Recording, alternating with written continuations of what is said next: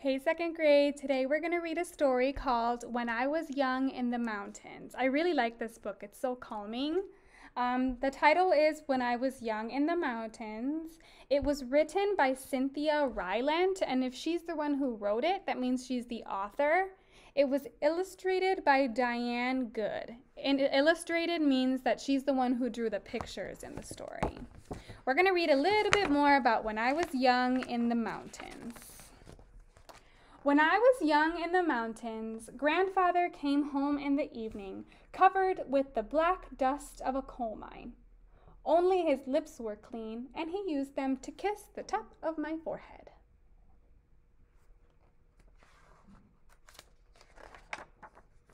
When I was young in the mountains, grandmother spread the table with hot cornbread, pinto beans, and fried orca.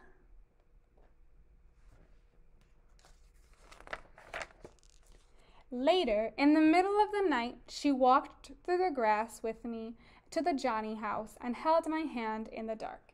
I promised to never eat more than only one serving of orca ever again. This is the Johnny house. That's where they use the bathroom in the mountains. They have a separate house for just the bathroom.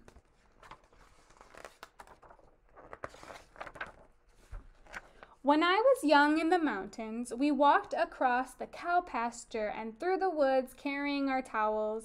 The swimming hole was dark and muddy, and we sometimes saw snakes, but we jumped in anyway. We took a bath in the lake, in the swimming hole.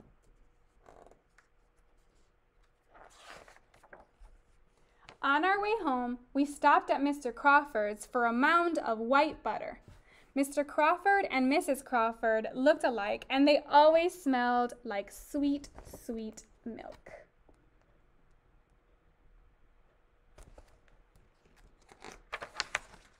When I was young in the mountains, we pumped pails of water from the well at the bottom of the hill and heated the water to fill round tin tubs for our bath.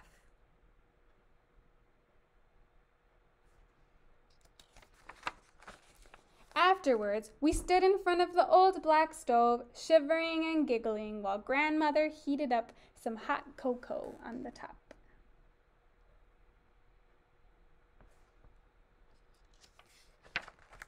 When I was young in the mountains, we went to church in the schoolhouse on Sundays, and sometimes we walked with the congregation through the cow pasture to the dark swimming hole for baptisms.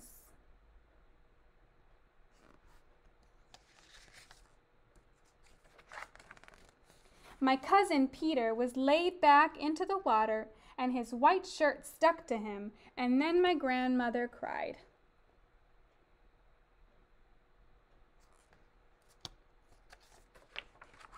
When I was young in the mountains, we listened to frogs sing at dusk and awoke to cowbells outside our windows. Sometimes a black snake came in the yard, and my grandmother would threaten it with a hose.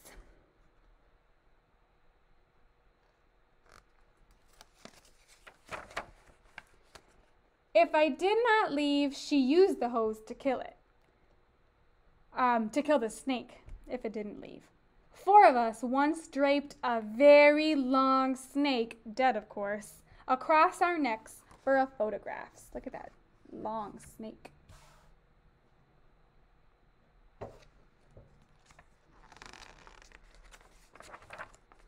When I was young in the mountains, we sat on the porch swings in the evenings, and grandfather sharpened my pencils with his pocket knife. Grandmother sometimes shelled beans and sometimes braided my hair. The dogs laid around us, and the stars sparkled in the sky. A bobwhite whistled in the forest. Bob, bob, bobwhite.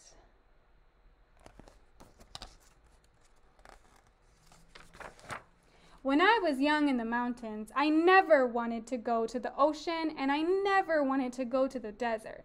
I never wanted to go anywhere else in the world, for I was in the mountains, and that was always enough.